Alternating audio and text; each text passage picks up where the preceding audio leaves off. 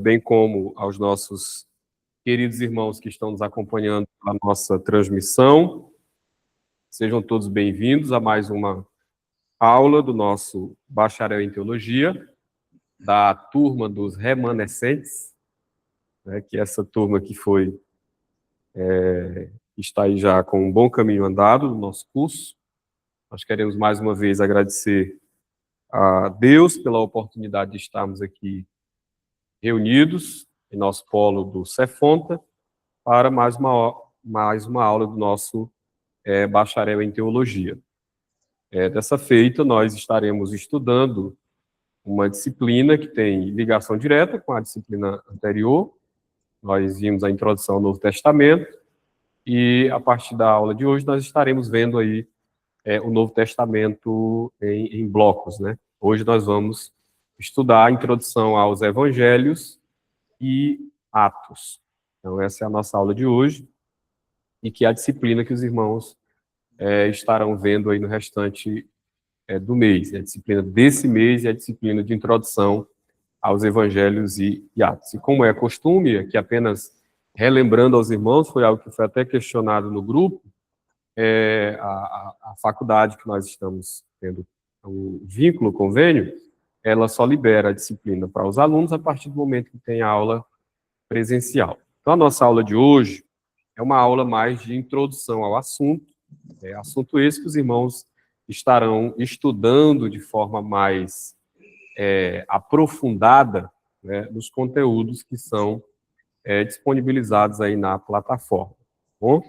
E à medida que nós formos ministrando, os irmãos que tiverem alguma dúvida, os irmãos podem, os que estão no chat, na transmissão, podem levantar aí a mão, a figurinha da mão, né, que indica que você quer fazer uma pergunta, ou um comentário, e os irmãos que estão aqui presentes, que estão conosco aqui no polo, se quiserem fazer uma pergunta, os irmãos aguardem o técnico, mais uma vez, levar o microfone, como a gente fez na última aula, para que os que estão na live ouçam a pergunta e entendam por que eu estou dando aquela resposta, né?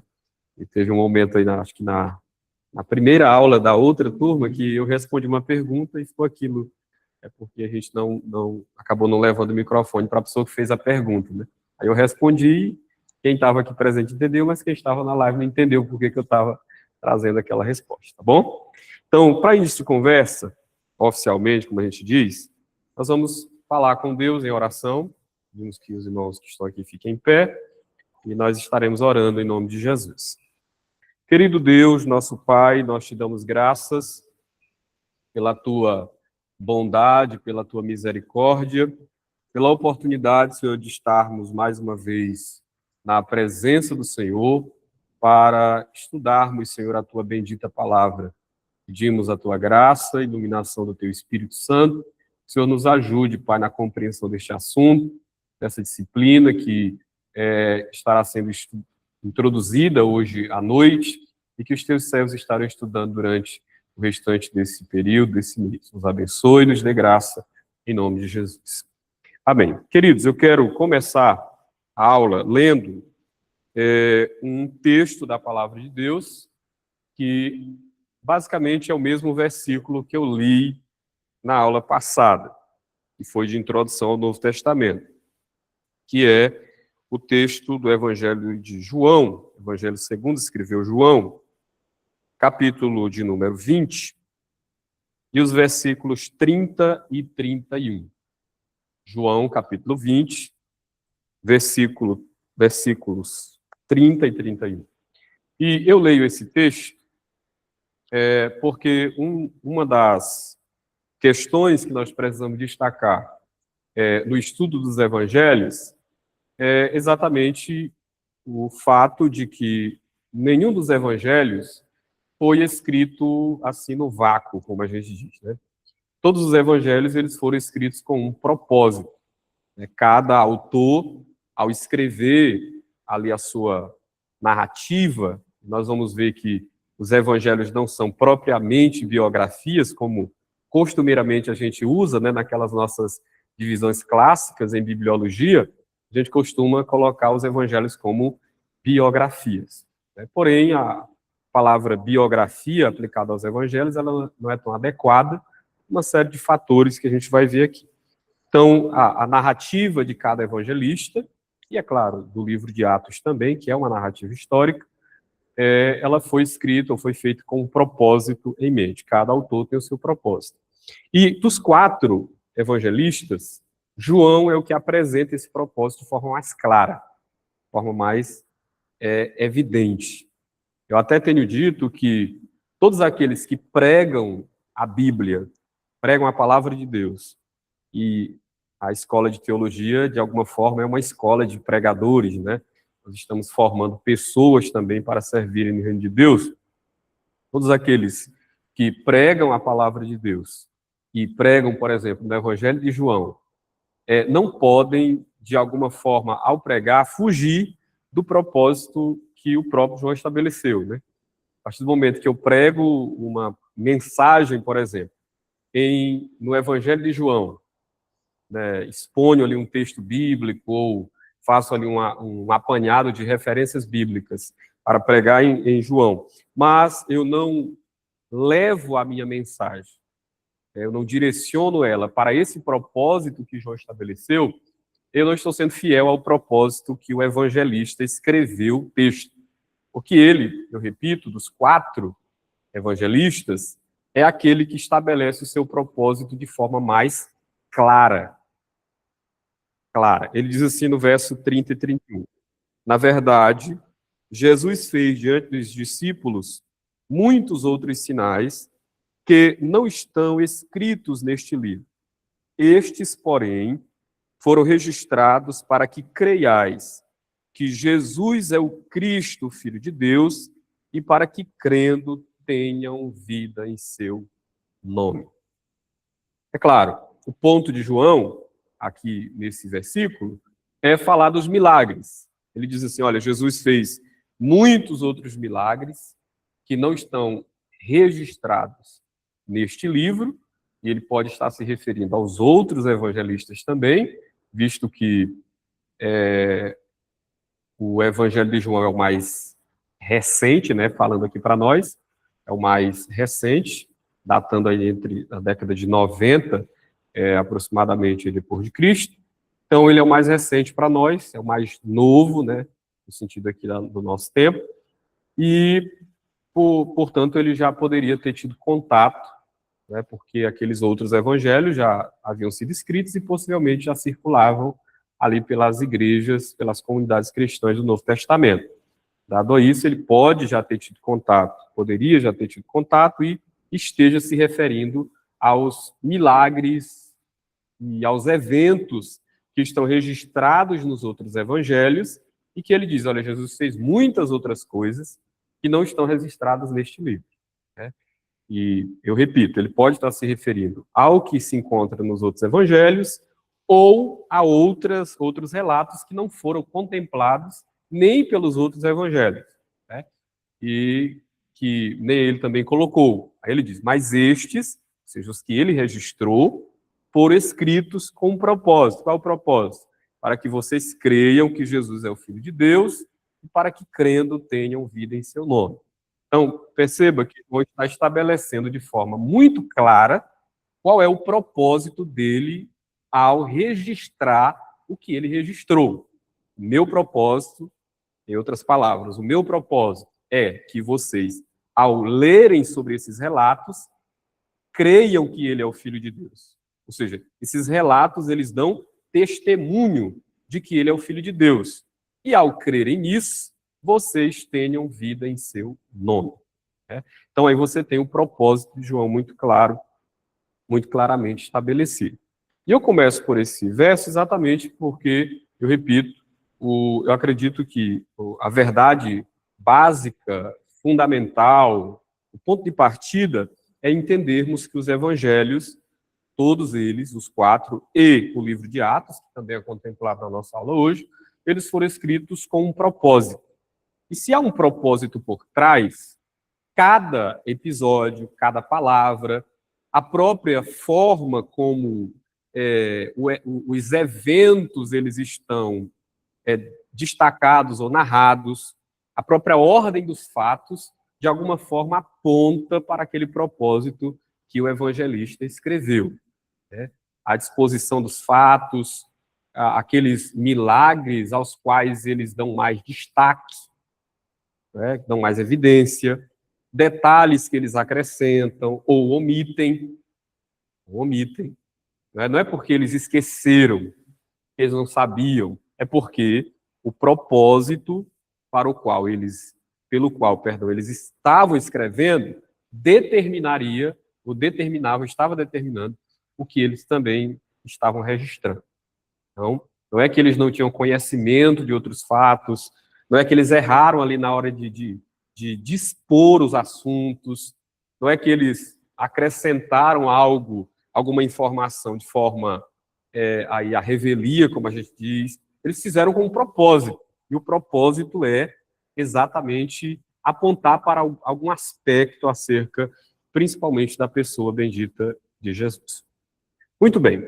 Com relação aos evangelhos, vamos aí à introdução agora, a introdução depois da nossa rápida introdução. Os irmãos sabem que a palavra evangelho, que é o termo que é usado para se referir a esses 4 primeiros documentos que nós temos no Novo Testamento, a palavra evangelho, ela, de uma tradução, e uma tradução assim bastante básica, ela significa boas novas. A palavra evangelho significa boas novas, e aí o verbo evangelizar transmite essa ideia de transmitir as boas novas. Então, tradicionalmente, na história da igreja, esses 4 documentos, eles recebem esse nome, né? Esse nome de evangelhos. Lembrando que esses nomes, eles não foram nomes que os escritores deram aos documentos, né? Não foram nomes que eles deram aos documentos. Ou seja, eles não chamaram o que eles estavam escrevendo de evangelhos, né? Isso é um nome que a tradição, né, deu a esses 4 primeiros documentos, que estão aí dispostos na ordem que nós chamamos de ordem canônica, né? E os irmãos estão estudando teologia e sabem, e é claro, essa informação, ela precisa, né, ser dita aos irmãos, que os livros do Novo Testamento, assim como os do Antigo também, eles não estão dispostos nas nossas Bíblias na ordem em que eles foram escritos, né? Eles estão dispostos não na ordem que eles foram escritos, mas na ordem que nós chamamos de ordem canônica, né? A ordem como eles foram organizados aí por assuntos, né? Se a gente for pegar, por exemplo, todo o Novo Testamento, existem 3 documentos que, pelo estudo da crítica bíblica, da crítica bíblica, pelos eruditos, são os 3 documentos mais antigos do Novo Testamento, que é 2 cartas de Paulo, que é 1 aos Tessalonicenses e Gálatas, que estão ali parelha com relação à datação, e a carta de Tiago, né, que muita gente não sabe, mas Tiago ele foi escrito, né, contemporâneo a Gálatas. Tiago escreveu a sua carta. Ao final, né, das epístolas, no início, aliás, das epístolas aí contemporâneo à carta de Paulo. Então, na ordem canônica, nós temos aí 4 evangelhos, Mateus, Marcos, Lucas e João. Pela ordem cronológica, Marcos, Mateus, Lucas e João. Essa é a ordem cronológica dos evangelhos. Marcos foi o primeiro evangelho a ser escrito aí no sentido da data. É o evangelho mais antigo. Então, a história da igreja, a tradição da igreja, deu a esses 4 primeiros documentos o nome de evangelhos, né? E que esses documentos, eles se ocupam de narrar episódios da vida de Jesus Cristo. E eu vou fazer questão de bater nessa tecla, né? Por quê? Porque ela é essencial para a compreensão e interpretação dos evangelhos. Compreendermos que os evangelhos, eles não são propriamente biografias. Eles são, e aí eu gostaria que vocês gravassem esse termo, que é aquele termo que eu usei na última aula, que é o termo narrativas. Muito bem, o Pedro gravou aí. Narrativas episódicas. Isso aqui tá ruim. Narrativas episódicas. Por que narrativas? Porque eles estão narrando, né? Isso é muito simples. Eles estão narrando. Por que episódicas? Porque eles selecionam episódios. Né? Para ser uma biografia, primeiro ela precisaria estar em ordem cronológica. Ele precisaria estar em ordem cronológica. Em uma biografia, por exemplo, a gente começa tratando de quê? Do nascimento, né? Mas se você pega, por exemplo, Marcos não fala de nascimento. João, muito menos, né? João já apresenta Jesus lá na eternidade. No princípio era o Verbo estava com Deus, o Verbo era Deus, tudo foi criado por ele, e sem ele nada do que foi feito se fez. Eu até brinco que João ele começa já virando a mesa, né? Porque todos os outros destacaram esses aspectos. Mateus apresenta ali a genealogia, apresenta o anúncio do nascimento, apresenta o nascimento. Marcos trata já de Jesus lá com relação a João Batista, com o batismo de João. Lucas trata ali do anúncio do nascimento do precursor e tal. Aí João chega e vira a mesa e diz, olha, no princípio era o Verbo estava com Deus e o Verbo era Deus, né? Mostrando já Cristo na eternidade. Então, por que episódicas? Eu repito, porque eles selecionam fatos da vida de Jesus que correspondam ao propósito pelo qual eles estão escrevendo. E esses fatos, ou esse propósito, perdão, pelo qual eles estão escrevendo, ou escrevem cada evangelho, é que determina o que eles vão registrar. A forma como eles organizam, eu repito, a forma como cada assunto está disposto aí na narrativa, os destaques que são dados, né, são dados exatamente para destacar, para apontar para o propósito pelo qual eles estão escrevendo. Então, os evangelhos, eu repito, eles não são propriamente biografias, eles são o que nós chamamos, e eu torno a dizer, de narrativas episódicas. Então, eles narram fatos acerca de Jesus, e esses fatos eles estão submetidos ao propósito pelo qual o escritor escreveu. Exemplo, por que Mateus ele começa com a genealogia real? Por que Marcos já começa com Jesus em movimento, trabalhando, né, vamos assim dizer? Por que Lucas ele dá destaque para todos os aspectos que envolveram o anúncio do precursor, o nascimento, o fato dele não ter encontrado ali lugar entre os homens, né, para nascer, como a gente diz? Por que a genealogia de Lucas ela toma um caminho diferente da de Mateus? Por que na ordem das tentações, da tentação, perdão, Mateus e Lucas obedecem a uma ordem diferente? Vocês já pararam para observar essa diferença? Há uma diferença na ordem lá. Lucas, ele apresenta uma ordem de tentação diferente, né? E Mateus, uma outra ordem, né? Mateus termina com o quê? Mateus termina com o diabo chegando para Jesus dizendo, olha, está aqui todos os reinos do mundo e tudo foi me entregue e eu dou a quem eu quero. Aí Jesus disse, olha, para trás de mim, Satanás, etc, etc. Ou repreende, aliás, e diz, só o Senhor teu Deus adorarás. Já Lucas termina com ele no pináculo do templo, né? E ele termina dizendo, não tentarás o Senhor teu Deus. Então, ele apresenta uma ordem diferente, né? Ah, quer dizer que um deles errou? Não é que um deles errou. Um deles, né, alterou a ordem por causa do propósito que ele estava escrevendo, né? Um se foca no final da tentação com relação a ele saltar do tempo, outro se foca com relação à questão dos reinos do mundo. E aqui a gente já tem uma pista, né? Mateus apresenta Jesus como rei e ele termina tratando exatamente dessa tentativa de Satanás de alguma forma, como a gente diz, mostrar um caminho mais fácil, né, para Jesus com relação ao reino. Então, perceba que a própria ordem, como estão dispostos os assuntos, as ênfases que são dadas, elas estão condicionadas ao propósito que eles escrevem. Bom? Então é por isso, e aí é um ponto, eu repito, que eu quero que fique bastante sedimentado aí na mente dos irmãos. Os evangelhos são o que nós chamamos de narrativas episódicas. Por conta disso, cada evangelista escreve de uma perspectiva única.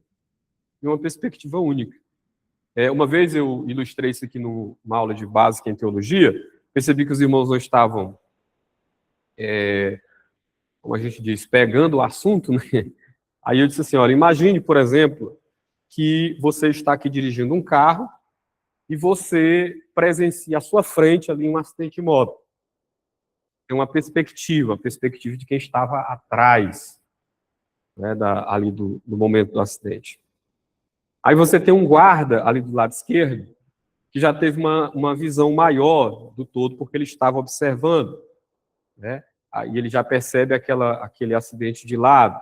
E você tem uma pessoa que estava num prédio acima, e ele já vê uma visão do todo, não apenas vê o acidente, mas ele contempla todo aquele contexto que estava em volta. Então eu digo, olha, com relação aos evangelhos, não é a mesma coisa, mas é algo parecido, né? O que você vê é que cada evangelista escreve de uma perspectiva diferente. E aí, é claro, quando a gente trata disso, a gente precisa lembrar que nós temos 2 evangelistas que possivelmente não foram testemunhas oculares de tudo, não é? Marcos, ele pode ter presenciado parte de algo que aconteceu, a gente parte do princípio de que aquele jovem lá, aquele registra que corre, né, enrolado só no lençol ele, e uma tradição aí aplica dizendo que era o próprio Marcos, né? Então ele pode ter presenciado alguma coisa. Mas Lucas não. Lucas a gente tem sempre certeza de que ele não presenciou, né? Existe até uma tradição que tenta dizer que Lucas fazia parte de 70. Só que a gente tem um problema, né? Que quando ele escreve o Evangelho, que leva o seu nome, ele começa dizendo que ele fez uma acurada investigação, né? E ele foi atrás, é claro, de testemunhas oculares. Ele não se coloca como uma testemunha. Então, ele não presenciou, de fato, aquilo que Jesus fez. E boa parte do relato dele advém da investigação, por meio de testemunhas oculares, algo que ele ouviu também de Paulo, né? E Paulo já ouviu de outros também. Então, e quando eu falo de perspectiva, eu não estou dizendo que todos os evangelistas presenciaram o ministério de Jesus, né? A gente só tem aí, de fato, 100% de certeza, Mateus e João, que eram, de fato, apóstolos, né? E que estavam presentes no ministério de Jesus. Mas Marcos, que é um evangelista, escreve, segundo a tradição, sob a supervisão do apóstolo Pedro, e Lucas, sob a supervisão de Paulo, né? E é exatamente por isso que no período em que a igreja ela reconheceu a inspiração de Lucas e Marcos, né? A igreja reconheceu que eram livros inspirados e aceitos pela igreja, exatamente porque eles escreveram debaixo de autoridade apostólica, né?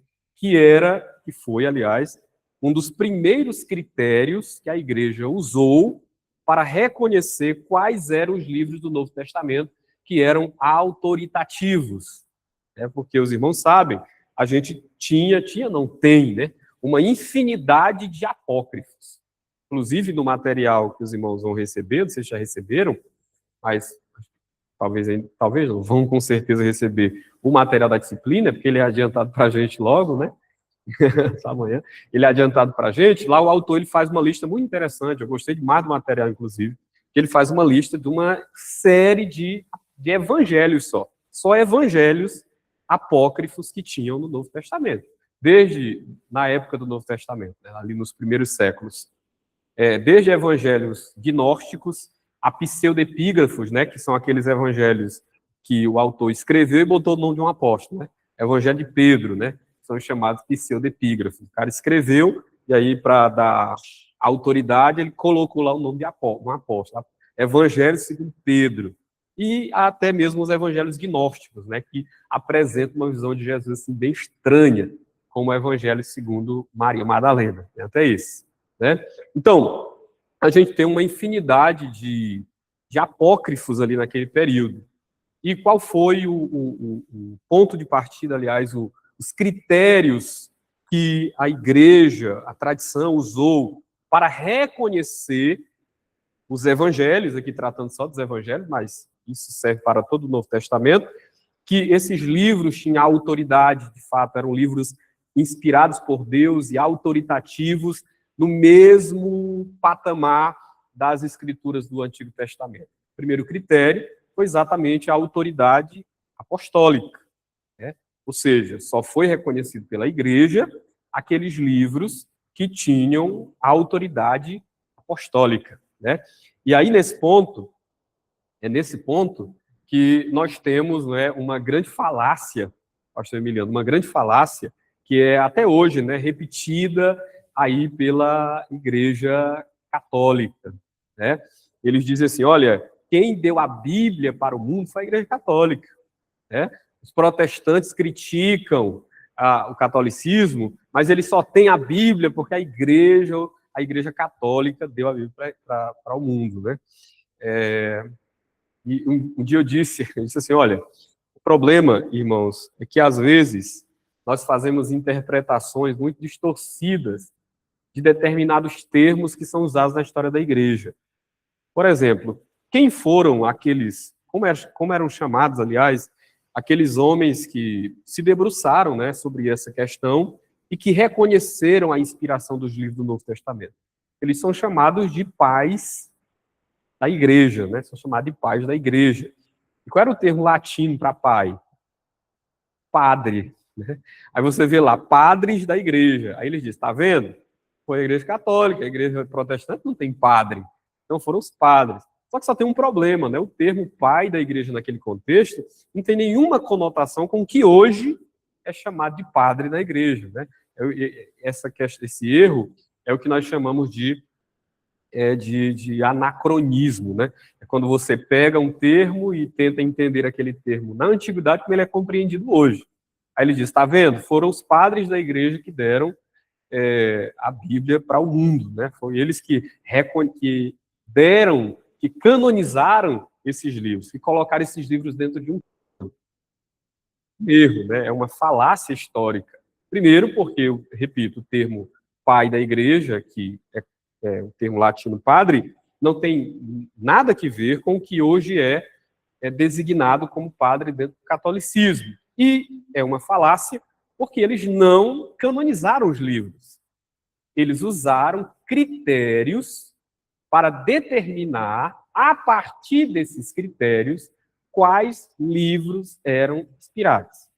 E eu repito, foi o primeiro, o supremo princípio, a apostolicidade, ou seja, a autoridade apostólica. E aí entra Marcos e Lucas, é por isso que eu estou falando isso. Marcos e Lucas. Marcos e Lucas não eram apóstolos. Eles não eram apóstolos. Porém, foi reconhecida a autoridade dos livros, porque se compreendeu que eles escreveram debaixo de autoridade apostólica. Marcos, debaixo da autoridade petrina, né, de Pedro, e Lucas, debaixo da autoridade paulina, autoridade de Paulo, né? Porque boa parte do ministério de Lucas foi exatamente sob a supervisão do apóstolo Paulo. Então, cada autor do Novo Testamento, cada escritor dos evangelhos, e aqui eu estou falando apenas dos evangelhos, mas ao falar dos evangelhos, eu estou falando também de Atos, né? Porque a gente vai ver que o livro de Atos, no início da igreja, no início da história da tradição cristã, ele era um livro que era uma obra única, né? Lucas e Atos, era uma obra única, como se fosse uma obra em 2 volumes, né? E possivelmente Lucas dividiu o pergaminho, né, apenas para fins didáticos. Por que a gente percebe isso? Porque se você pegar o final de Lucas, é o mesmo começo de Atos. Já percebeu? Não já pararam para ver essa curiosidade? O final de Lucas é o começo de Atos. Né? Você percebe que ele recapitula algumas coisas que você encontra no capítulo 24. Ele recapitula. Jesus é assunto lá no Monte das Oliveiras, Lucas, ele recapitula lá com outras palavras. Né? Com outras palavras, como Lucas 24, 49, o que é que Jesus diz? Olha, ficai na cidade de Jerusalém até que do lado sejais revestidos de poder. Aí ele recapitula, e em Atos 1 e 8 ele fala a mesma coisa, só que de forma diferente. Recebereis poder e ser-me-eis testemunhas em Jerusalém, Samaria e assim Judeia até os confins da terra. Então, por isso que é considerado uma obra em 2 volumes, né? Uma obra que foi escrita em 2 volumes. Então, por isso que ao falar dos evangelhos, usando esses critérios, nós estamos nos referindo também a Atos dos Apóstolos, entendendo que Lucas escreveu esses 2 livros como uma obra única em 2 partes. Muito bem. Então, cada evangelista escreve sob uma perspectiva diferente acerca de Jesus. Nenhum deles está mais certo que o outro, todos estão certos, 100% certos. Nós cremos na inspiração da Escritura, nós cremos na inerrância da Bíblia, na infalibilidade da Bíblia, e nenhum autor está errado. Todos estão corretos. Perspectivas diferentes. Né? E tem até aquelas coisas que a gente gosta de dar exemplo na escola dominical. Né?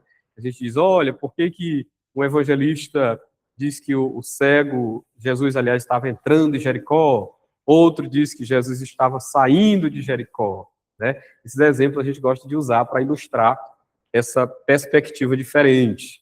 Por que um evangelista diz que tinham 2 anjos no sepulcro, outro diz que era só um? Né? Aliás, não diz que era só um, mas fala de um anjo. Por que há essas diferenças? Perspectivas diferentes. Né? Então, cada evangelista escreve sob uma perspectiva diferente. O segundo ponto, com relação ao estudo dos evangelhos, é nós entendermos, como eu já disse, o propósito pelo qual cada evangelista escreveu. E os irmãos verão isso aí no estudo da disciplina, e aqui a gente vai introduzir isso essa noite também, e vocês vão ver de forma mais aprofundada. Primeiro, com relação ao evangelho que traz o nome de Mateus. Né?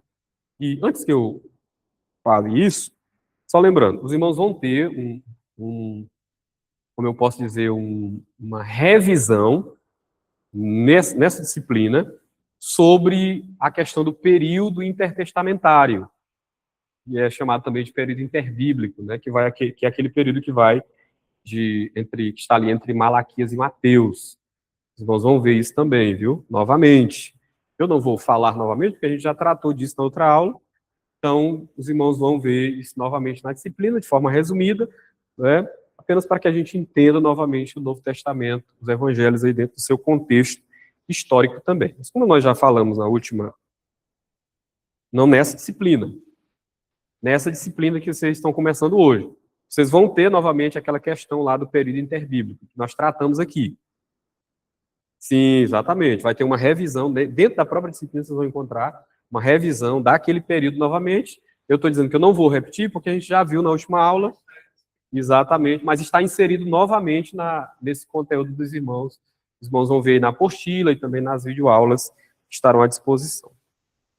Então, com relação a Mateus, Mateus escreveu o seu evangelho principalmente para um público judaico,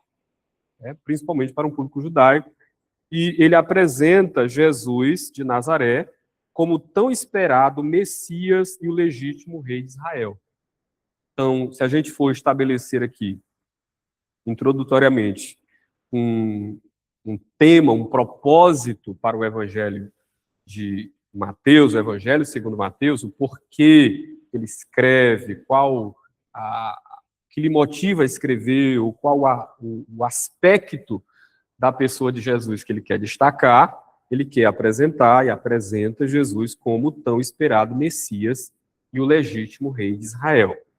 Então, tudo aquilo que Mateus narra ao longo do do evangelho que leva o seu nome, ao longo dos seus 28 capítulos, tem como propósito isso.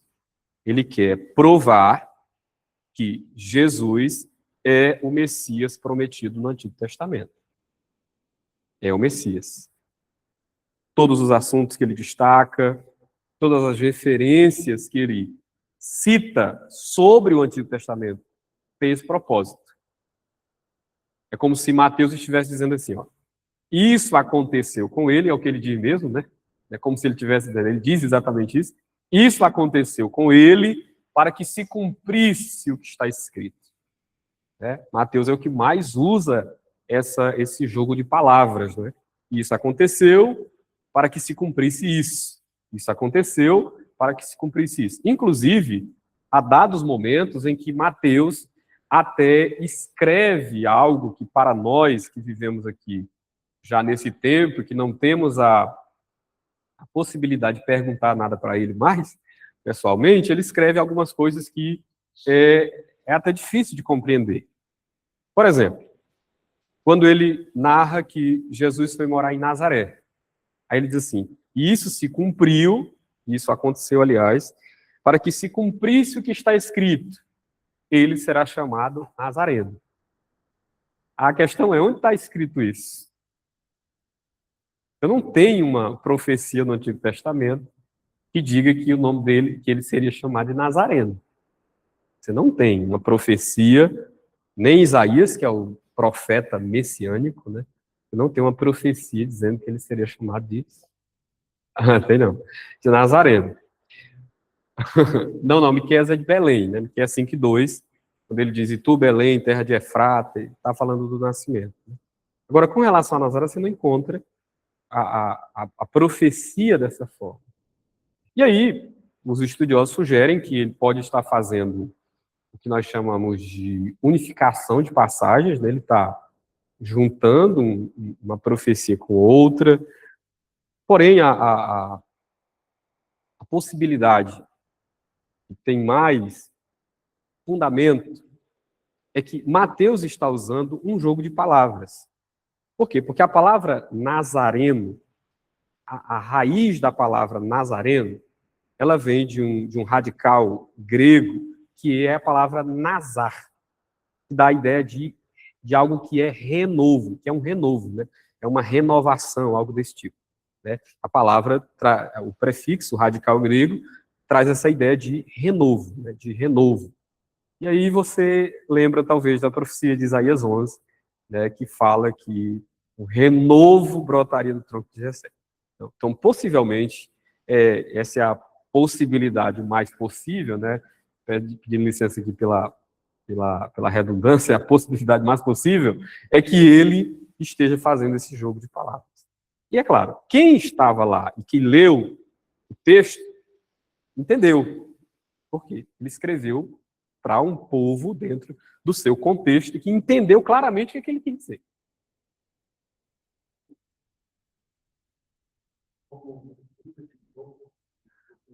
Não, porque geralmente os usos que nós temos de livros apócrifos no Novo Testamento, eles são nominados de fato. Eles são usados e é usado o nome do livro de fato. Então seria uma grande exceção à regra, né? O uso de livro apócrifo sem ele citar. Porque assim, a palavra, irmão José Luiz, pastor, a palavra está escrito é uma palavra muito cara dentro da literatura judaica, o que se refere ao Antigo Testamento. Você vê que quando os evangelistas citam, né, a Judas, aliás, citam, quando Judas cita Enoque, né, o livro de Enoque, quando ele cita também o livro da Ascensão de Moisés, que era um livro apócrifo, quando ele fala da disputa ali pelo corpo de Moisés, sei que ele toma o cuidado de não usar esses termos, porque o termo é muito caro, é próprio de uma citação mesmo de uma escritura autoritativa para o judeu. Né? Então, possivelmente, ele está usando esse jogo de palavras, é a possibilidade mais possível, como a gente disse, para se referir a isso. Então, tudo que Mateus escreve tem esse propósito. Um outro exemplo que aponta para o propósito de Mateus, que a gente destaca, como eu já disse, já até adiantei, é a própria genealogia. Né? Mateus, ele traça o que nós chamamos de genealogia real. Ele diz assim, Jesus Cristo, esse é o livro da genealogia de Jesus Cristo, filho de Davi, filho de Abraão.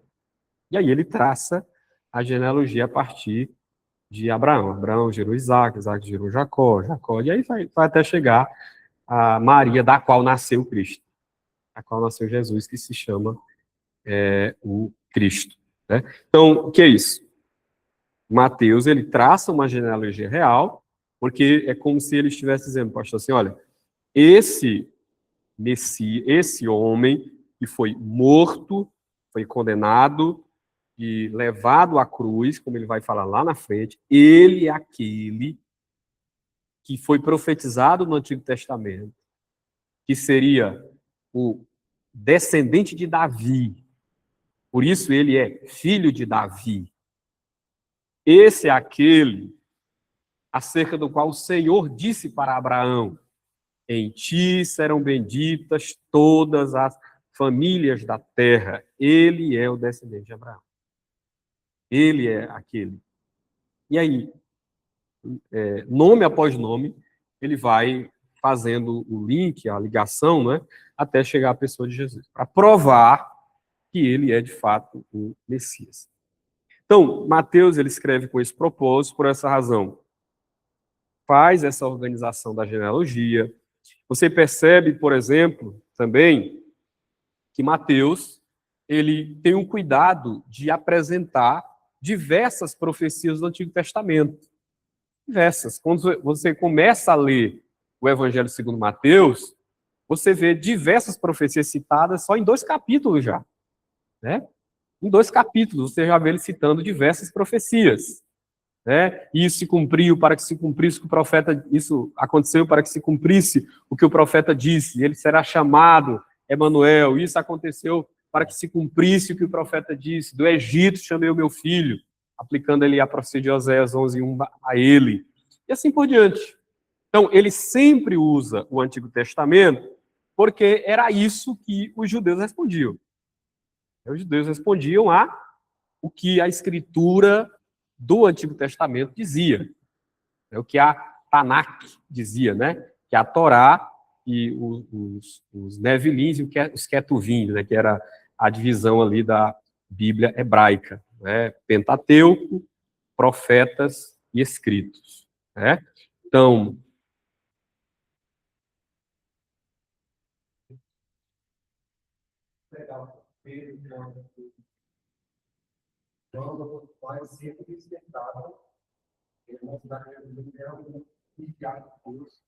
sim, sim, exatamente.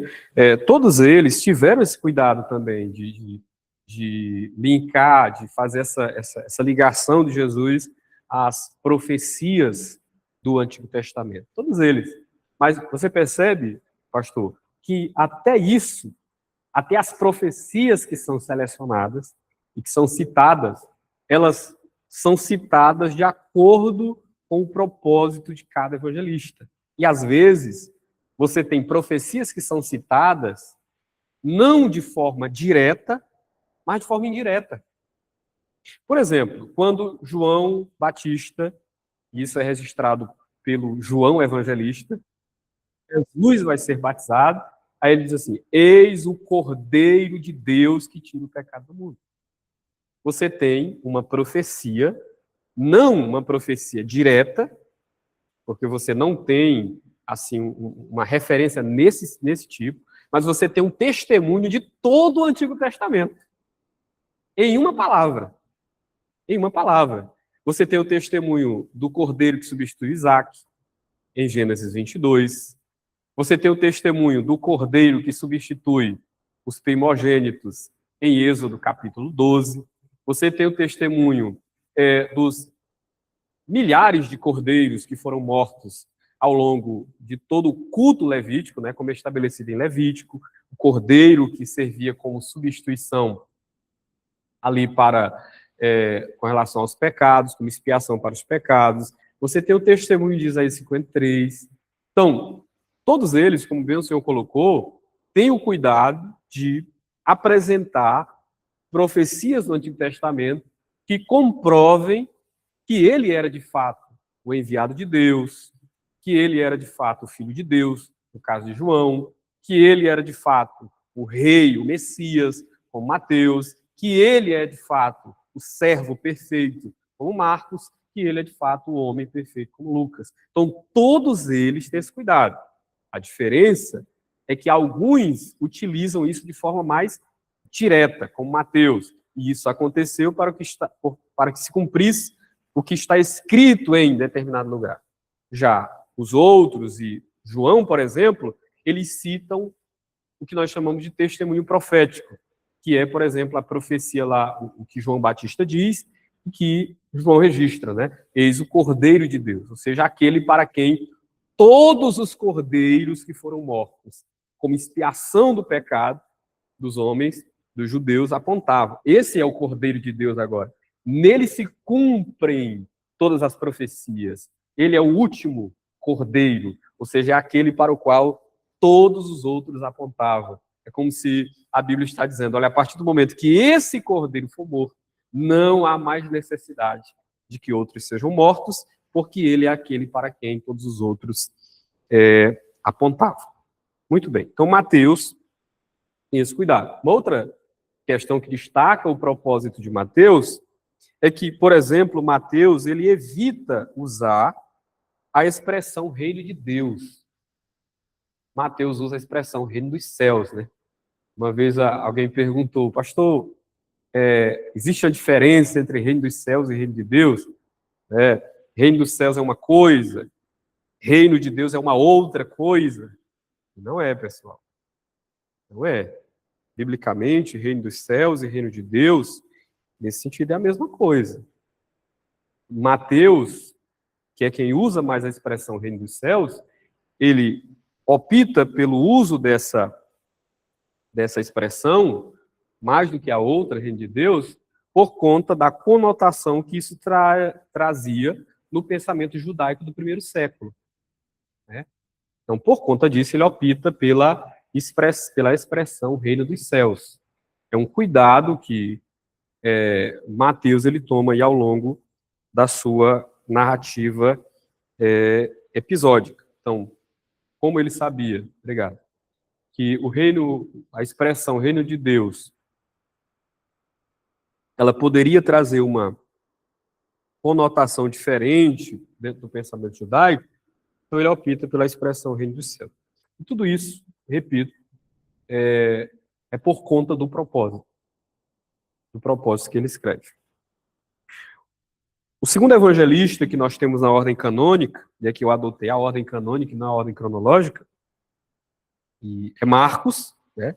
É Marcos, e que tinha como público-alvo, segundo a tradição, Marcos tinha como público-alvo os gentios, especialmente os romanos.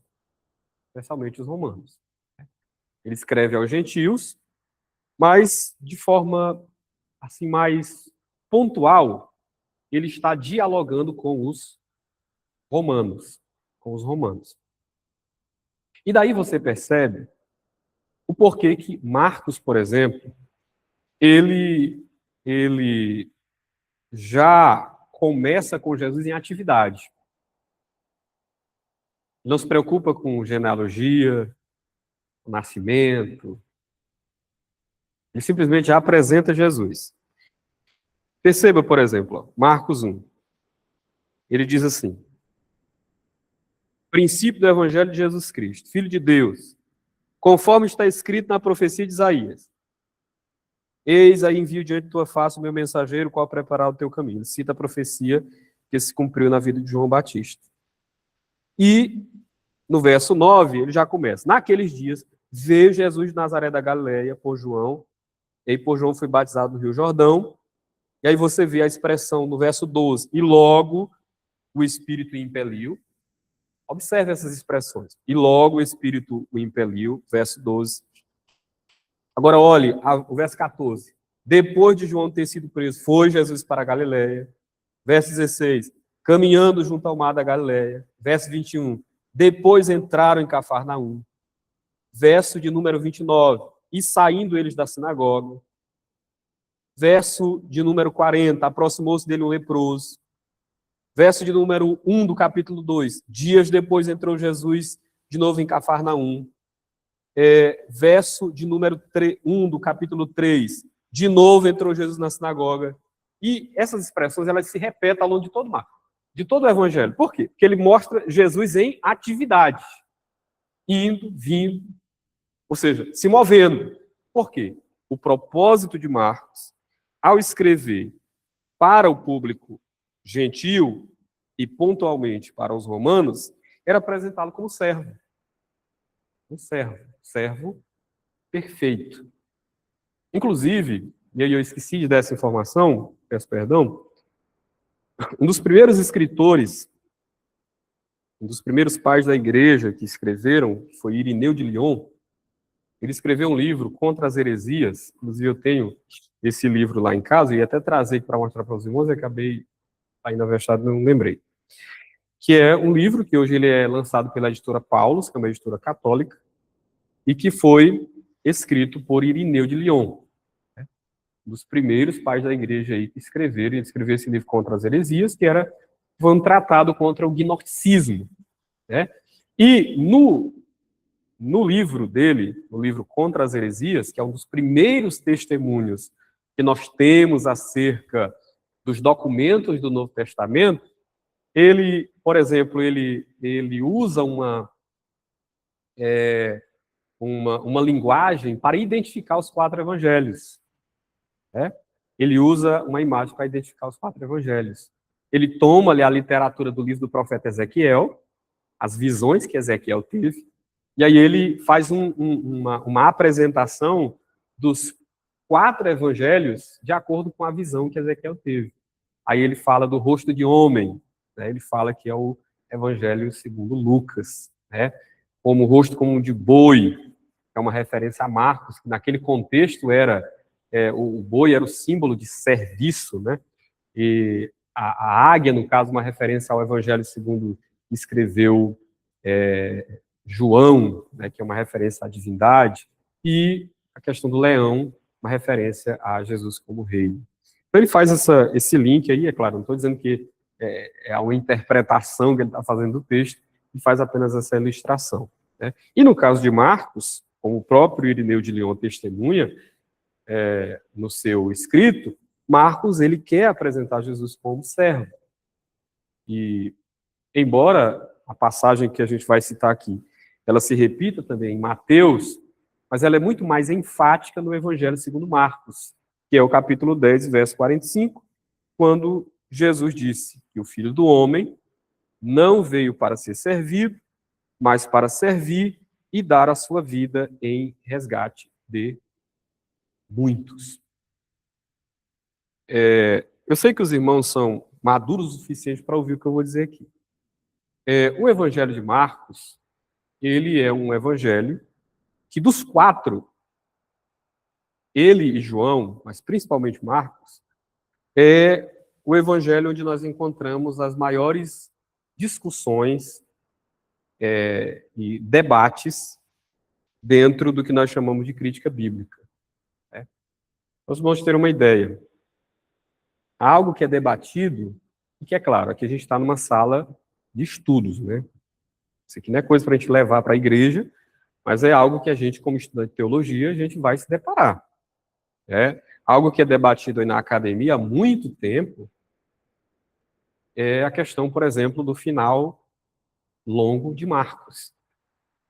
Por quê? Porque existem manuscritos antigos, datam aí do século IV, fragmentos e manuscritos inteiros, que você não encontra o que hoje nas nossas Bíblias é os versículos 9 a 20. Não encontra. O Evangelho de Marcos, ele termina no que hoje, na nossa divisão, o versículo lá, é o verso 8. Termina ali, a narrativa. Nesses manuscritos antigos, né, mais antigos, que são os chamados, é o chamado texto crítico. Texto crítico, que é o mais antigo, e que, por exemplo, se baseiam boa parte das versões que nós temos hoje, que é a versão Almeida Revista e Atualizada, a nova Almeida Atualizada, a NVI, se baseiam no manuscrito do texto crítico, né? É claro, nós temos mais de 5.000 cópias do Novo Testamento, entre cópias completas e fragmentos de manuscritos, né? Nós não temos mais textos originais, né? A gente, às vezes, diz assim, como está escrito no original? A gente sabe, a gente não tem mais o texto original. O que nós temos são cópias de textos, e são cópias de cópias, né? Cópias que já foram feitas de outras cópias. Mas, é claro, isso não, não desmerece de nenhuma forma o texto bíblico. Pelo contrário, dá muito mais autoridade, né? E se você compara, por exemplo, as cópias do Novo Testamento, dos Evangelhos, com as cópias das obras de Platão, de Aristóteles, é uma diferença muito grande. Ninguém duvida da autenticidade do que eles escreveram, né? E você tem cópias do Novo Testamento, mais de 5.000, e você tem cópias próximas, datando de 200, 300 anos antes, aliás, entre o evento e a cópia, né? Você tem ali manuscritos que datam do século III. Você tem um fragmento do Evangelho de João, parte, se não me engano, do capítulo 18, que data do século III. Então, bem próximo já do...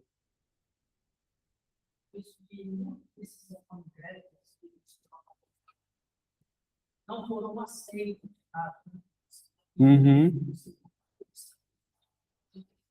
Também tem essa questão, e de não ter o texto de igreja, né? De que, exato. E, então, nós temos uma infinidade de manuscritos do Novo Testamento. E aí você tem, parte desses manuscritos é o chamado texto crítico. Por que eles são chamados assim? Porque são os textos mais antigos, né? Mais antigos no sentido, assim, da época da Bíblia, né? Eles são mais antigos aqui para nós, mas mais novos com relação ao tempo da Bíblia, né? Então, eles são mais próximos do evento. E essas cópias, que, por exemplo, uma, inclusive, que data do século III, que é só um fragmento, é claro, mas existem outras cópias do século IV e tal, que, é claro, datam de antes, foram encontradas ali no século IV, registradas, mas datam de antes. Elas não contêm o final longo de Marcos, né? E aí nós temos as cópias mais recentes, e que são a maioria das cópias, é claro, a gente precisa dessa informação, só que essas cópias, que são a maioria, que é o chamado texto majoritário, por isso que recebe esse nome, né, porque detém a maioria dos manuscritos, não contém o final, contém, essas mais recentes para nós aqui, contém esse final longo de Marcos. E é por isso que isso é debatido, tem sido debatido acerca do Evangelho. Isso já foi resultado, já foi fruto, já foi objeto, perdão, não é nem fruto, objeto de debates, já foi objeto de tese de doutorado, tudo que você imaginar aí, né? Tem livros inteiros escritos só sobre essa questão do final longo de Marcos. Então, aqui apenas dando essa informação para os irmãos, para que a gente entenda que, de todos esses 4 evangelistas, Marcos, até por ser o mais antigo, é um dos que são mais discutidos, né? No caso de João, a gente tem também a discussão, mas a discussão com relação ao Evangelho de João é mais com relação à autoria, né? Nós temos hoje na academia cristã, no estudo aí, como a gente diz, na alta erudição, aqueles que defendem que o João que escreve não é o João evangelista, é um outro João que está escrevendo, né? Outros na academia defendem que possivelmente João foi escrito por testemunhas da igreja que ouviram sermões de João e que escreveram, e que, hora por outra, dizem assim, esse é o discípulo a quem Jesus amava, né? Era assim que era conhecido na igreja do primeiro século. Então, Marcos, voltando aqui, ele escreve sob essa perspectiva de apresentar o Senhor Jesus como servo perfeito. Lucas escreve ou escreveu para um público gentil também mais amplo. E se focando de forma assim mais pontual nos gregos. Né? Lucas escreve aos gregos. E dos 4 evangelistas, Lucas é aquele que tem o grego mais rebuscado. Né? Ele escreve de forma muito mais cuidadosa. Embora ele escreva também no chamado grego koiné, como todo o Novo Testamento, mas ele escreve com uma linguagem muito mais rebuscada, muito mais cuidadosa. Isso se dá possivelmente pela própria formação dele. Né? É mais formal. Né? Ele, dos 4, é o que apresenta mais detalhes sobre tudo que ele vai dizer, possivelmente pelo fato de ele ser médico. Né? Ele apresenta detalhes. Né? Que é Marcos aí no caso, né? Exato, existe uma discussão se era o próprio Marcos, né? Existem aqueles que defendem que o jovem que sai correndo lá é o próprio Marcos. Né? É por isso que só ele consegue dar esse detalhe. Então,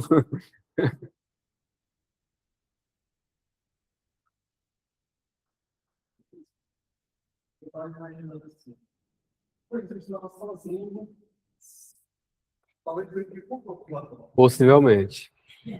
Ele deve ter contado. Ele deve ter contado nas suas conversas. Né? Ele deve ter contado. É claro, a gente não pode descartar também o fator revelação. Né? A Bíblia ela tem partes dela que também foram reveladas. Mas acredito que a probabilidade maior é de que ele tenha, de fato, contado isso para eles. Né? E só 2, né? E Marcos ele apresenta ali mesmo só um detalhezinho, mas quem dá detalhe de fato sobre a tentação é Mateus e Lucas, por conta do propósito. Então, Lucas, ele escreve o seu evangelho aos gentios também, a esse público amplo dos gentios, e de forma mais pontual, ele se dirige aos gregos. Né? E aí eu gostaria que os irmãos, os que estão presentes, aqueles que estão na live, observassem comigo a introdução do evangelho segundo Lucas, porque aqui a gente tem algumas informações muito importantes. Lucas, capítulo 1, Evangelho segundo Lucas, capítulo 1.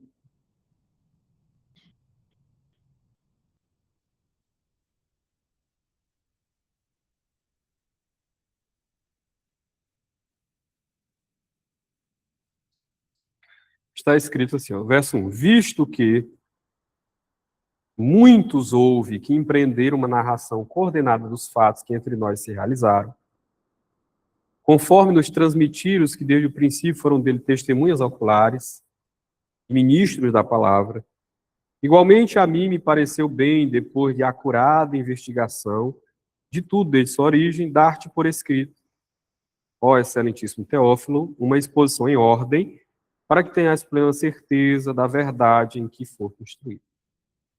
Lucas aqui, como em Atos, ele fala do processo que levou ele a escrever o Evangelho. Né? Você tem aí o destinatário, ele escreve para Teófilo, ele endereça para Teófilo, mas é claro, o propósito dele é dialogar com os gentios e de forma mais pontual, como eu já disse, aos gregos. Mas ele remete, ele endereça o seu evangelho a um homem chamado Teófilo, que possivelmente, a tradição diz, foi quem patrocinou a escrita, que não era barata naquele tempo. Não era algo tão assim simples você escrever. Pergaminho era caro, papiro era caro. Então, possivelmente, esse excelentíssimo Teófilo, que era possivelmente algum membro da alta corte, foi quem patrocinou. Se converteu ao cristianismo e queria saber algo, né, sobre a vida de Jesus, e então Lucas ele faz isso. Aí ele fala do processo aí. Verso 1, ele diz que muitos antes dele, né, já haviam empreendido uma narração coordenada dos fatos. E aqui, irmão Pedro, a gente tem uma discussão na academia que é de quem que Lucas está falando? Né? Pode estar falando de Marcos, né? Ele pode estar se referindo a relatos que já haviam, né, dentro da igreja cristã, feitos por outras pessoas, né? Também, né? Então ele pode estar se referindo a esses. E existe uma teoria que ela é muito ventilada na academia, que é uma teoria de uma fonte que dentro do estudo da crítica bíblica é chamada de fonte Q. Eles usam essa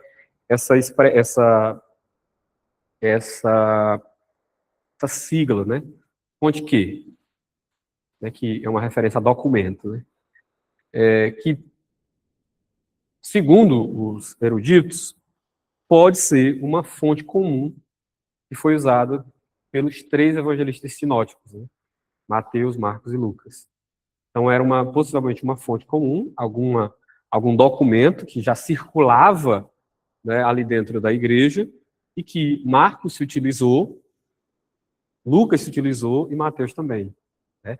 E aí, Mateus e Lucas usaram boa parte do material já escrito por Marcos e se utilizaram também dessa fonte para completar ali a narrativa de cada um. Então, é uma teoria, é uma possibilidade, né? Ele pode estar se referindo a isso. Aí ele diz, conforme nos transmitiram os que desde o princípio foram dele testemunhas oculares, está se referindo aos apóstolos, mostrando, aí novamente eu reitero, que ele não estava presente no ministério, porque ele fala que foram as testemunhas oculares que transmitiram, mostrando, portanto, que ele não estava de fato. E ministro da palavra, igualmente a mim me pareceu bem, depois de acurada investigação. Ele não estava mesmo. Ele teve que investigar, ele teve que ir atrás, né? Ele teve que fazer entrevistas, possivelmente. Ele conversou, ele relatou, ele foi em busca de informações. Possivelmente, no processo, ele descartou muita coisa, né, que não era verdade, ou não tinha... era verdade, mas não tinha tanta importância, né, para o que ele estava relatando. Eram detalhes que não tinham tanta importância. E ele fez... O certo é que ele fez essa investigação. E é interessante, irmãos, me permita abrir um parênteses, porque há uma reflexão muito importante aqui para a gente, uma reflexão pastoral, como a gente diz. Porque quando você pega, por exemplo, Apocalipse, que é o livro escrito pelo João, Apocalipse de João, você vê que João ele recebe uma visão, uma revelação. Ele começa como o seu livro, Revelação de Jesus Cristo, qual deu para os seus servos e tal. E aí você tem a visão do Cristo glorificado, você tem aquilo que Jesus disse para ele dizer às 7 igrejas, você tem toda a visão ali do futuro profético a partir do capítulo 4 até o 22. Você tem uma revelação, João recebe tudo pronto, escreve. O trabalho de João, como a gente diz, no caso do Apocalipse, é o quê? Escrever. Tanto é que uma das palavras que mais se repete é essa, escreve, escreve. O que viste, escreve. O que ouviste, escreve. O que viste, escreve. O que ouviste, escreve. Ele só faz escrever. Ele recebe, como a gente diz, o pacote pronto. Só que Lucas tem que ir atrás, né? Lucas tem que investigar, no caso do Evangelho, né? Ele tem que investigar, ele tem que coletar informações, entrevistar e tal. Por que eu digo que aqui há uma reflexão muito importante para nós? Porque geralmente, irmãos, nós só percebemos, às vezes, a ação divina quando as coisas acontecem de forma sobrenatural, né? A gente só crê que Deus está agindo, por exemplo, se ele cura de forma sobrenatural. A gente só dá culto em ação de graça, às vezes, quando ele cura de forma sobrenatural. Quando ele intervém e faz um milagre de forma mais direta, ele intervém na ordem natural das coisas e ele muda e faz acontecer e instantaneamente acontece. Mas às vezes nós temos dificuldade de enxergar a ação divina naquilo que nós chamamos de ordinário, né? Aquilo que é da ordem, aquilo do que acontece todo dia, né? A gente tem dificuldade de enxergar a ação divina naquilo que é natural, comum, ordinário, do dia a dia. Só que a Bíblia dá testemunho de um homem que recebeu uma revelação divina e que o livro dele é inspirado por Deus, Apocalipse. Mas a Bíblia dá testemunho de um homem que teve que investigar, teve que ir atrás de informação, teve que suar, selecionar o que era real, o que era ficção, e ali, sob a inspiração divina, escrever. E Lucas não é menos inspirado do que Apocalipse. É inspirado do mesmo jeito, mesmo o processo tendo sido um processo completamente natural. De fato, dá muita confusão. Então, ele fez uma acurada investigação. Acurada investigação. E aí, aproveitando o que o senhor disse, né, às vezes Lucas teve tanto trabalho, né? E a pessoa, às vezes, quer entender só numa sentada, né? Ele quer pregar aqui, sentar aqui, ler o texto, pronto, aprendeu já. E o pobre do Lucas, todo respeito ao meu irmão em Cristo, ele trabalhou tanto, né? Ele trabalhou tanto. Então, ele fez uma acurada investigação sobre tudo, desde sua origem, para que ele pudesse dar escrito para Teófilo a narrativa coordenada dos fatos, para que ele tivesse certeza das coisas que ele já tinha sido instruído. Ele já tinha sido discipulado nessas verdades, mas ele queria provas, né? Aí Lucas escreve das provas. E, é claro, parte disso também dialoga com toda a comunidade gentílica e, em específico, com os gregos. E o propósito de Lucas é apresentar Cristo como homem perfeito. E isso não é eu que estou dizendo, não é eu que invento, isso é o testemunho da história da igreja. Isso então não é para a gente, esse negócio de pesquisar. A gente trabalhar nesse teórico um pouco convertido. E nunca trabalhou nesse essa linguística. E seria isso. Quando tem lá Lucas detalha, o Senhor chamado assim, que é o governador. Mostrando alguém da alta corte, alguém importante. Possivelmente era isso de fato. Né? Porque o termo que ele usa, o pronome, né, de tratamento, o pronome de tratamento é excelentíssimo, aponta exatamente para isso. E como o senhor destacou também, eu lembrei, ele chama Félix, ó excelentíssimo, isso, ó excelentíssimo Félix, né, usando a mesma expressão, o mesmo pronome de tratamento, como a gente diz em português. Né? Então você vê que Lucas ele investiga e o propósito dele é apresentá-lo como homem perfeito, como filho do homem, né?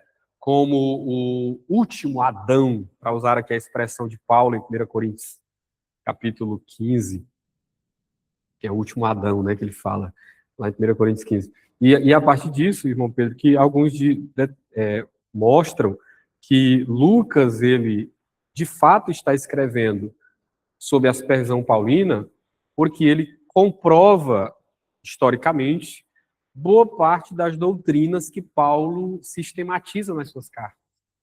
Né? O fato de Jesus ser o último Adão. Lucas tem esse cuidado. Não sei se você já pararam para observar a forma como Lucas organiza. Ele não coloca, por exemplo, a genealogia no começo. Ele coloca no capítulo 3. Ele coloca no capítulo 3. Abra aí a Bíblia para a gente ver esse detalhe. Eu acredito que pode acrescentar muito aí para os irmãos. Lucas capítulo 3.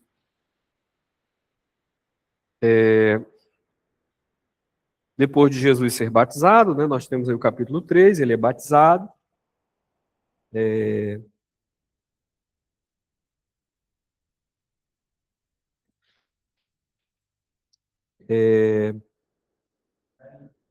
Exatamente, 21. E aconteceu que ao ser todo por batizado, tal, Jesus foi batizado, o Espírito veio sobre ele. Aí o verso 23 diz assim, aí começa a genealogia. Ora, tinha Jesus cerca de 30 anos ao começar o seu ministério. E era como se cuidava filho de José. Aí ele vai traçar a genealogia.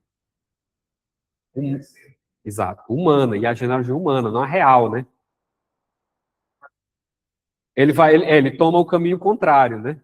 Ele toma o caminho contrário. Ele começa pelo caminho contrário. Ele começa com Jesus, filho de José, e ele volta, faz o caminho inverso, só que não tomando uma linhagem real. Embora, dentro da genealogia, você percebe que ele cita alguns membros que estão na genealogia, ele cita que estão também na genealogia de Mateus, mas outros não. Por quê? Porque o propósito dele é traçar a genealogia humana, né?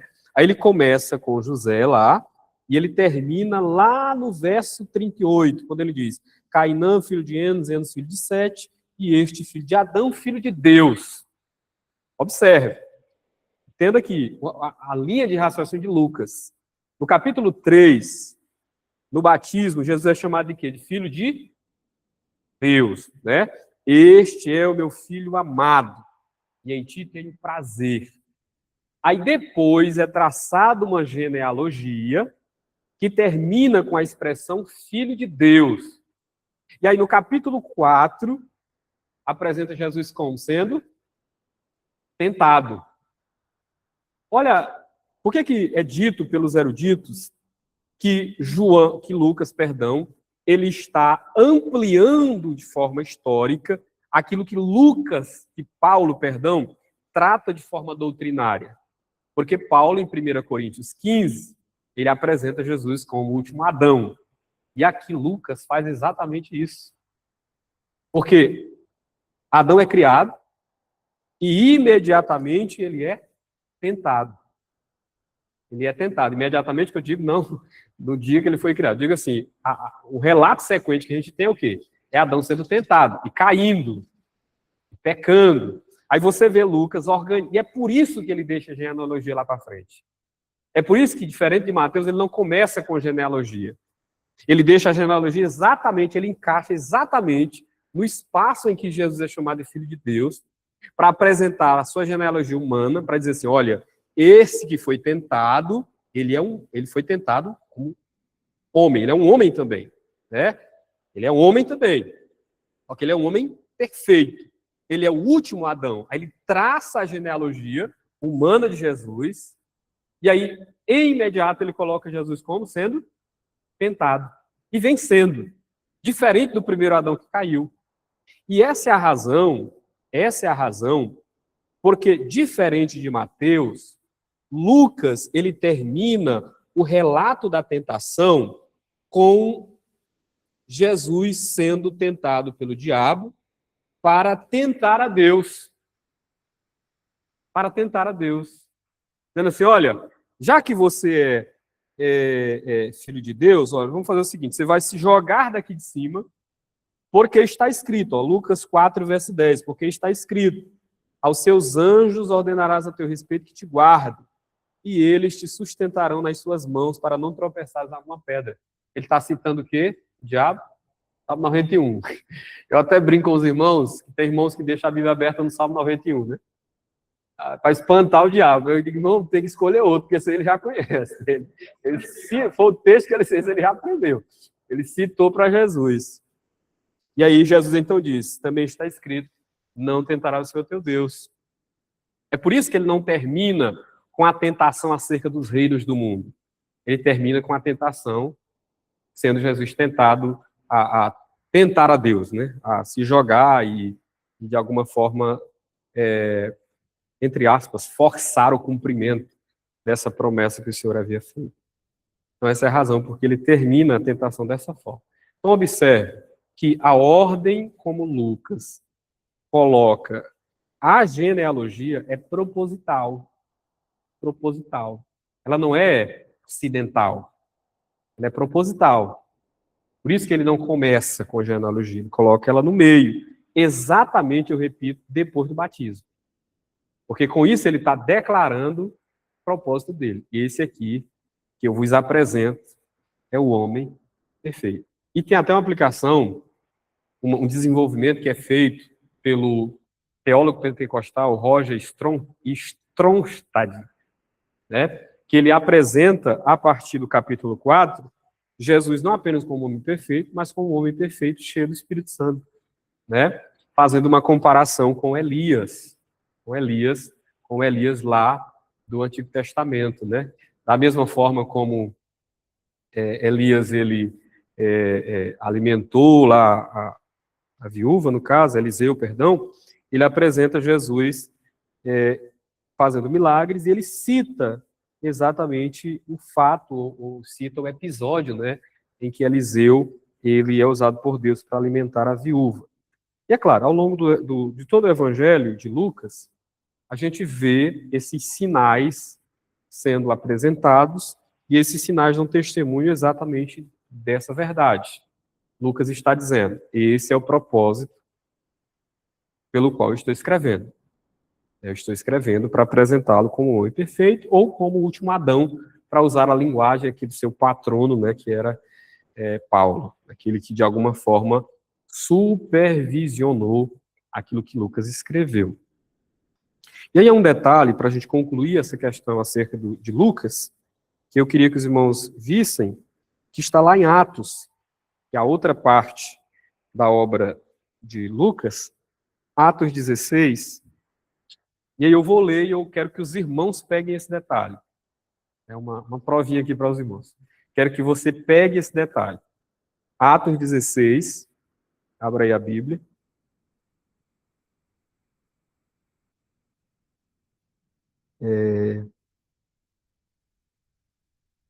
E leia comigo a partir do versículo 6.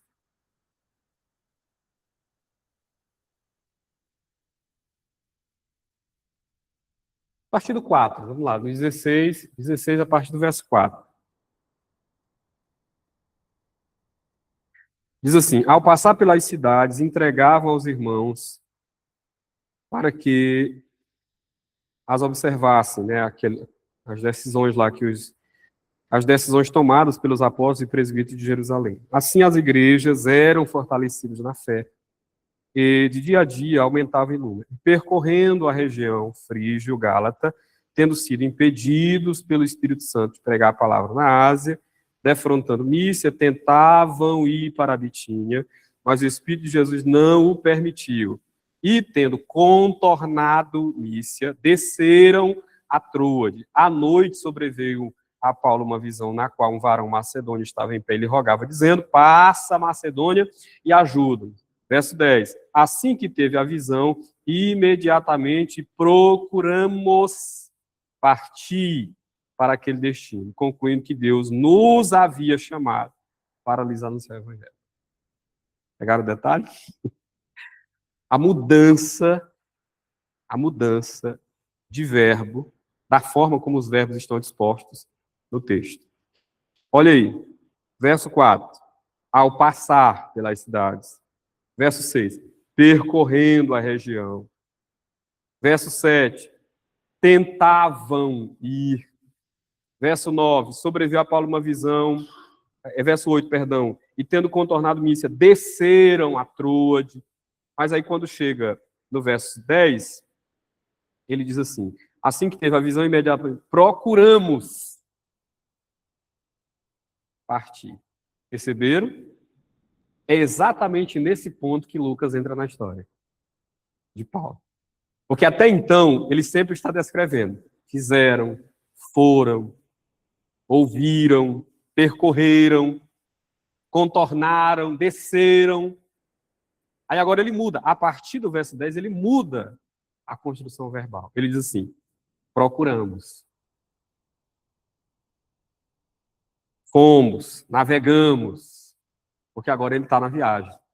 Até então ele estava apenas relatando, né? Porque é algo que ele ouviu, é claro, depois ele relatou. Como ele não estava ainda na viagem, aí ele sempre fala: foram, desceram, subiram, ouviram, mas agora ele está presente. Aí ele diz: fomos, ouvimos, partimos, porque agora Lucas ele entra na caravana de Paulo. Então, é a partir desse momento que Lucas, ele possivelmente, e aí com quase 100% de certeza a gente pode dizer isso, né, que Lucas começa a ter informações de forma mais acurada acerca do Messias, acerca de Cristo, ouvida da parte de Paulo, do que Paulo já tinha ouvido de outros, e é claro, a partir disso, Lucas também, né, em dado momento, ele vai escrever o seu evangelho também destacando essas informações, né, que ele ouviu e que ele investigou, como a gente já viu,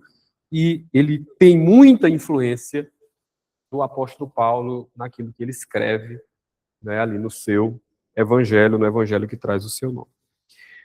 Muito bem. O quarto evangelho é chamado de evangelho teológico. Né? O quarto evangelho, que é o evangelho de João, ele não entra na categoria de evangelhos sinóticos, né? Exatamente porque ele traz uma visão completamente diferente dos outros evangelistas. Eu disse aqui na aula anterior, para os irmãos, que em João, por exemplo, você tem 7 sinais, e desses 7 sinais, 6 são exclusivos de João. Só ele registra, pastor. Só ele. Nenhum outro evangelista registra. Né? Você tem 7, e dos 7, 6. O único que se repete é o da multiplicação dos pães. Você tem em outros evangelistas. Mas outros 6 que ele registra, não. A ressurreição de Lázaro, por exemplo, a transformação da água em vinho, e por aí. Sim, você não encontra em outros evangelistas. E, isso não é por acaso, né? Como eu já disse, isso não é por acaso. João dá destaque para esses milagres, por exemplo, para estes sinais, exatamente por conta do propósito que ele está escrevendo. E aí eu volto a citar as palavras dele no capítulo 20. Muitas coisas Jesus fez que não estão escritas neste livro. Estas, porém, foram escritas para que creiais que Jesus é o Filho de Deus. Para que, crendo, tenham vida em seu nome. Então, os milagres e sinais que João seleciona dizem muito acerca do propósito dele. De todos os evangelistas, os 4, João é aquele que dá mais destaque para a natureza divina de Jesus. É o que dá mais destaque. Não é que os outros não falam, os outros falam também. Inclusive Marcos, que apresenta ele como servo, já chama ele de filho de Deus bem no começo, né? Então não é só ele que fala, mas dos 4, João é aquele que dá mais destaque para a natureza divina. No prólogo de João, que é o verso 1 ao verso 18, que é o prólogo, é a introdução do livro, você tem um apanhado teológico que João faz acerca de tudo que Jesus é enquanto Deus. Ele mostra ele no princípio, né? Ele diz, no princípio era o verbo, e o verbo estava com Deus. O verbo era Deus. Tudo foi criado por ele, sem ele nada que foi feito se fez. E aí ele vai, a vida estava nele, e conclui com aquela expressão do verso 14, que ele diz que o verbo se fez carne e habitou entre nós. Aliás, conclui com o verso 18, que é o que está no 14. No verso 18, quando ele diz que Deus nunca foi visto por ninguém, mas o Filho unigênito que está no seio do Pai, ou ao lado do Pai, né, é quem o revelou, né, mostrando que Jesus é exatamente, Jesus ele é a exata expressão da divindade. Ele é Deus. Né? E todo o conteúdo de João parte desse princípio, desse propósito, aliás, apresentá-lo como Deus. Os sinais, por exemplo. E aqui eu dou destaque, como exemplificação, para o milagre da transformação da água em vinho.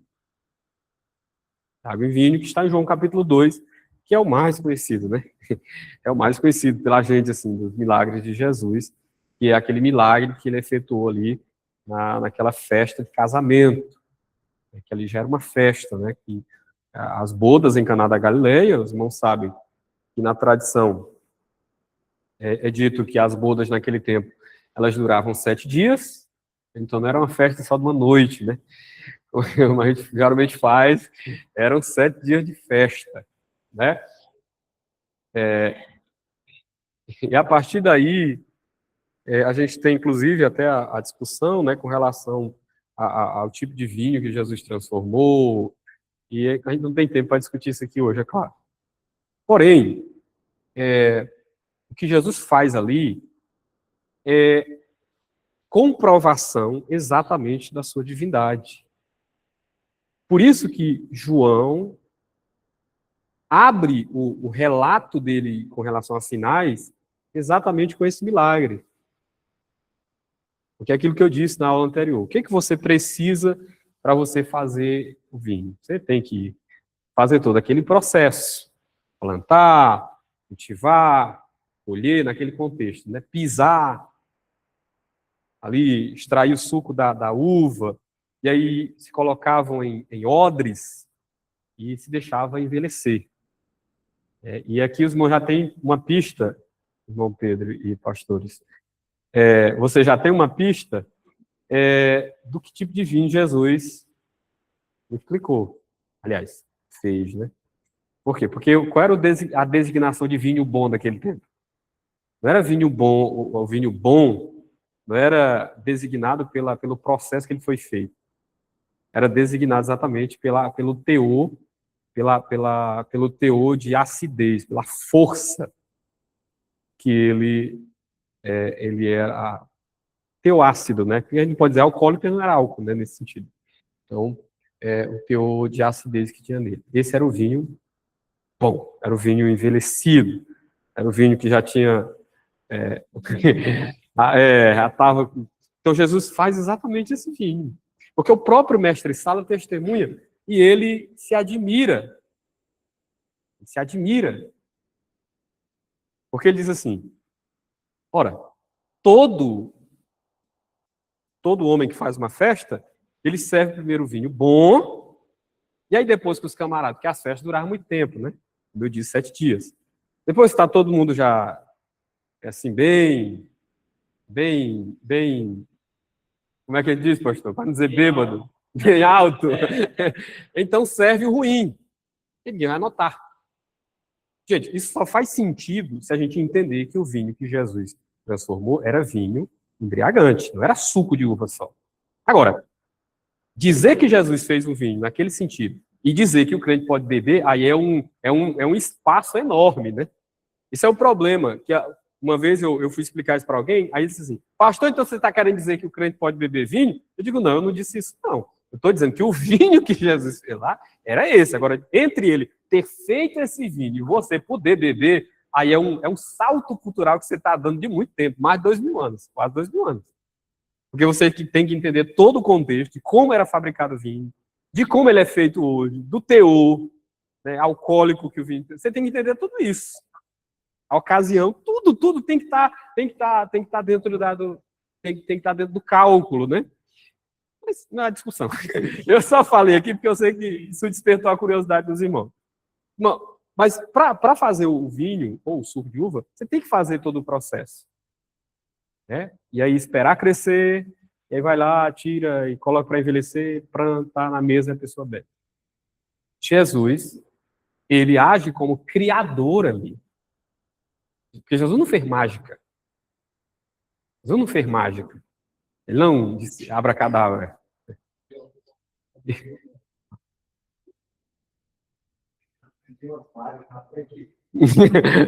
Meu Deus do céu. Aprendeu a arte, né? Como é que ele fez tanto vinho ali? Porque era muita cor, dava quase 6.000 litros, né?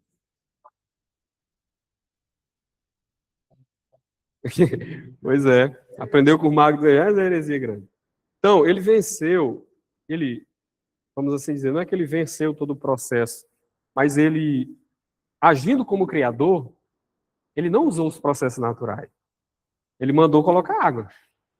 Simplesmente disse, olha, vão lá e sirvam.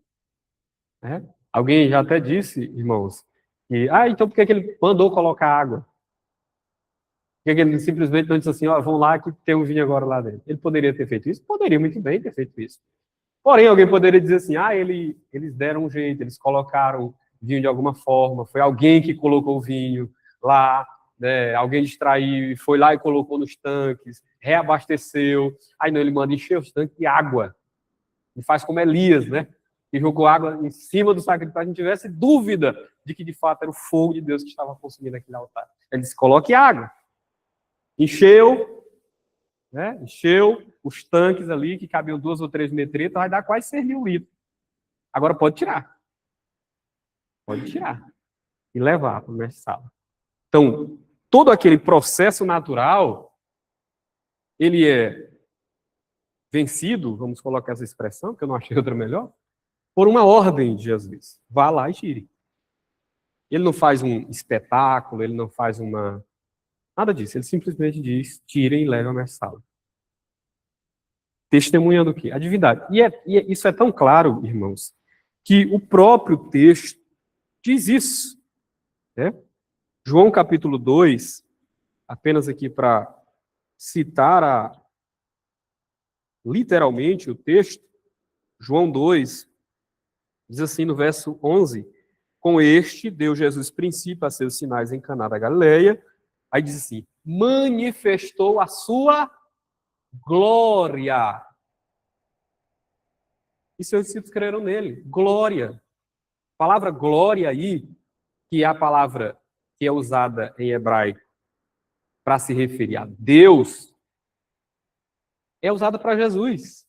Aqui, em João, ele manifestou ali a sua glória. Glória própria de quê? Próprio da divindade. Não é de um homem, é próprio da divindade. Ele, por meio desse milagre, manifestou a sua glória e os seus discípulos creram nele. Ou seja, observe, João ele está selecionando milagres de acordo com o propósito. Qual é o propósito? O propósito de João é apresentá-lo como Deus. É apresentá-lo como Deus. Então, os 4 evangelhos, eles têm esse propósito de apresentar o Senhor Jesus nas suas diversas facetas, como a gente diz. Como rei, Mateus, como servo, Marcos, como homem perfeito, Lucas, como Deus, João.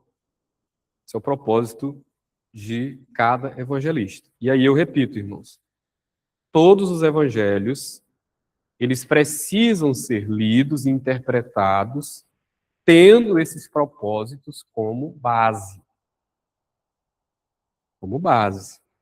Para que a gente seja fiel ao propósito de cada evangelista. Concluindo, o 5º livro aí da nossa introdução, que a gente vai demandar bem menos tempo do que os outros, né? Porque nosso tempo já se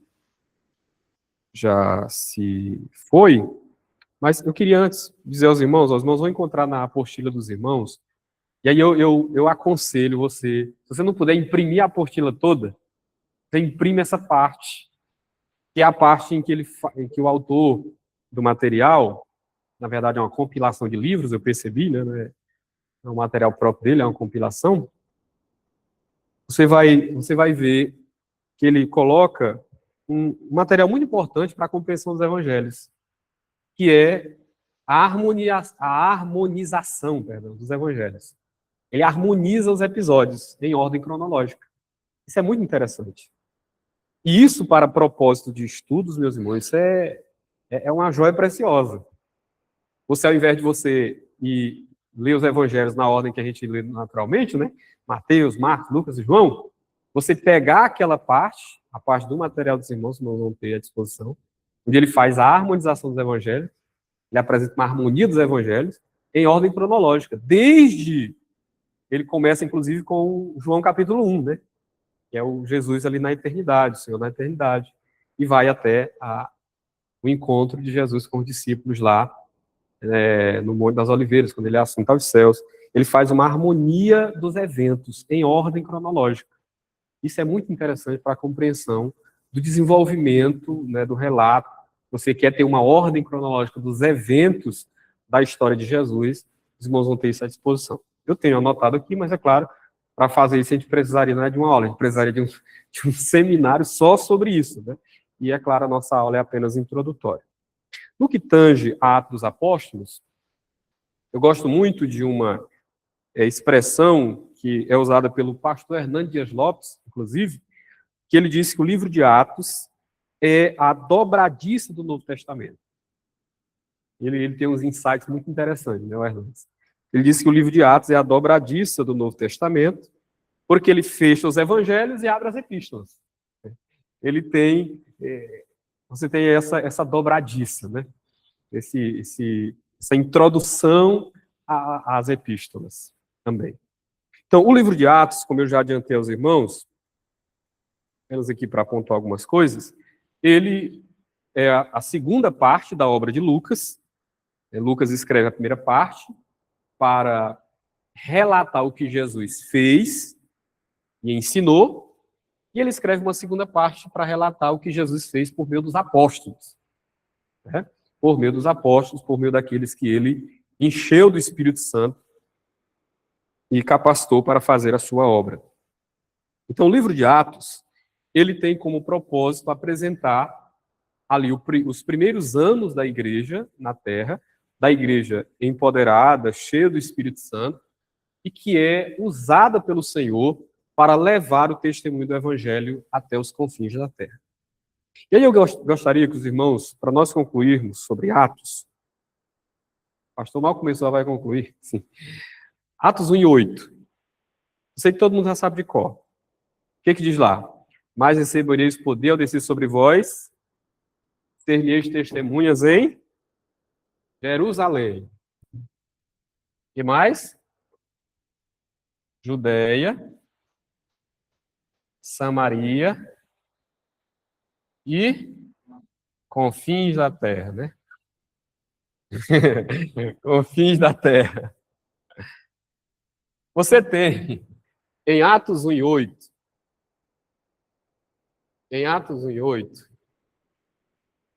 você tem a divisão, todo o conteúdo de Atos. Uma divisão didática que a gente pode fazer para você estudar o conteúdo de Atos. Você tem Jerusalém, capítulos 1 ao capítulo de número 8. Parte do 8, né? Eu vou colocar o 8 aqui completo, mas é parte do 8. Você tem Judeia e Samaria. Você tem parte do 8, vou colocar o 8 novamente aqui, mas é parte dos versículos lá. 8. É o 11, né? É o 12. Para ser mais completo, né? E você tem confins da terra, do 13 ao 28. Então você tem aí uma divisão do conteúdo de Atos. Você tem a igreja testemunhando em Jerusalém, ali onde a igreja ela é... Eu saí do lugar. Onde a igreja... Pode pegar? Onde a igreja ela é cheia do Espírito Santo, em Atos 2. Onde você tem ali os primeiros milagres relatados, né? Atos capítulo 3. Tem a igreja, capítulo 1 a 8, em Jerusalém.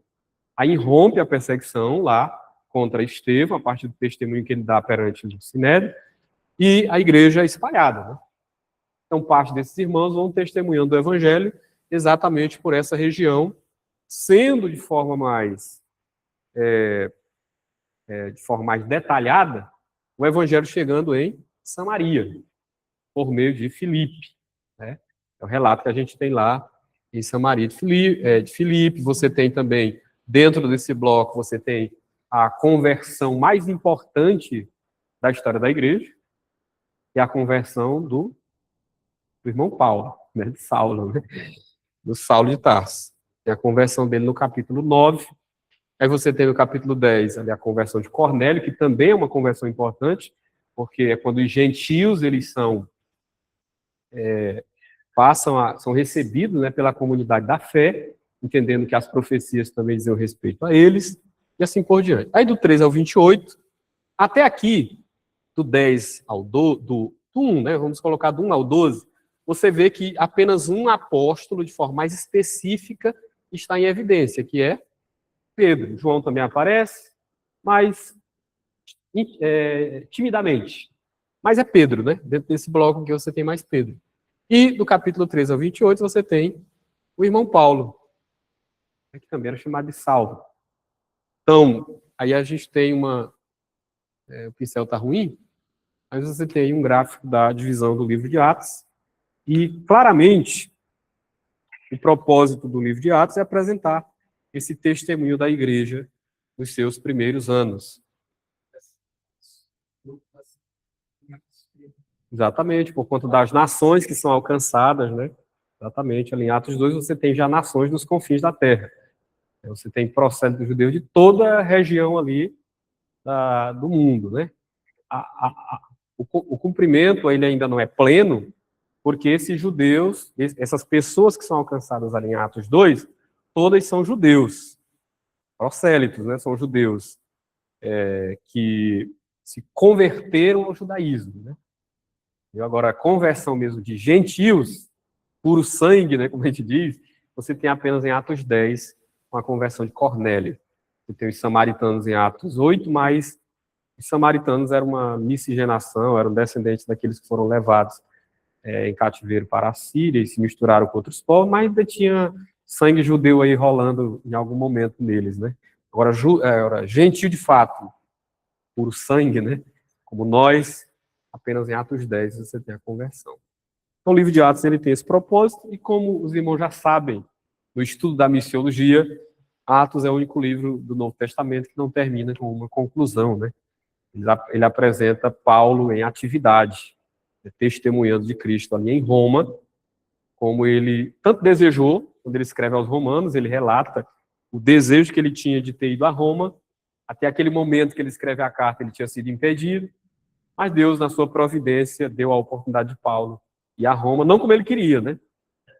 Ele foi, não como ele queria, não é como ele queria. Deus o levou, mas não como ele queria para Roma. Mas ele fez o que ele queria, nesse sentido, que ele desejava, né? Que eu digo, testemunhou de Cristo e viu muitas pessoas crerem em Jesus e se converter. Tá bom? Meus irmãos, eu quero agradecer. Eu gosto de ser pontual no começo e gosto de ser pontual principalmente no fim também. Então, eu quero agradecer pela atenção dos irmãos que conseguiram aí ficar até o final da live, e aos irmãos que estiveram aqui, ao Pedro, pastor José Luiz, pastor Emiliano, Marcos.